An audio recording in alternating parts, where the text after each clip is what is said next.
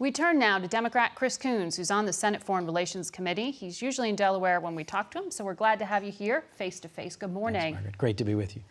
The Obama administration tried to negotiate with the Taliban. Yes. They never got this far. Yes.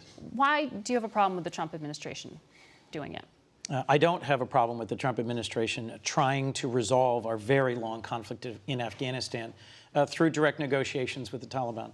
And I agree that we should not fully withdraw from Afghanistan until we've got conditions on the ground that will prevent it from becoming once again a haven for terrorists who might attack us, as happened on 9/11. But I disagree with how our president goes about his negotiations around the world. He seems to think that he and he alone individually can negotiate with Kim Jong-un in North Korea, with Xi Jinping in China, or in this case with the Taliban.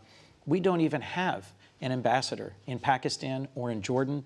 I'm concerned that our president isn't listening to his generals, to his diplomats, to the intelligence community. Frankly, that's largely why General Mattis, for whom I have huge respect, resigned in protest, was our president's tendency to make abrupt decisions without knowing the context or the region and without relying on the advice of the skilled diplomats and generals we have. Senator Lindsey Graham was on this program recently and raised a concern that the president wasn't listening to his national security advisors in Afghanistan. Do you think Congress needs to put some kind of backstop in place to keep the troop number at a certain level like he's trying to do? I do think that we need to be engaged in a bipartisan way in making it clear why we value sustained engagement in the world to prevent terrorism from coming to our shores again. This, frankly, is also why I believe Joe Biden would be our best next president, is I think he has deep and wide experience in foreign policy and understands the values of our alliances. You're a Biden surrogate. I am a Biden supporter. Do you know what his plan is to draw down troops or to negotiate an end to the war? I can't speak to the specifics of how he would, but I know that unlike our current president, he would rely upon and listen to the advice of generals and diplomats. I also think that he's learned from his experience. He has spent decades in foreign service, as has General Mattis, as both a senator and a vice president. Look, history moves, and if you don't learn from history, you can't shape it. One of the things I most respect about General Mattis is how deeply read he is in history. One of my concerns about our current president is his shallow understanding of recent history. Congressman Tim Ryan, who's running against Joe Biden, raised questions this week publicly about whether Biden has the energy and suggested he's declining in clarity. I disagree with the congressman. I've known Joe for decades. The reason that I think Joe Biden is consistently top in the polls over and over is because the American people know his heart as I do. They know that he would lead a real change in our place in the world and strengthen our security and prosperity by re-embracing our allies.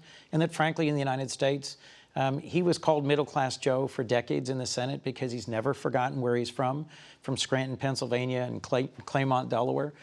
He is the person who I think can actually deliver the change that our middle class is looking for.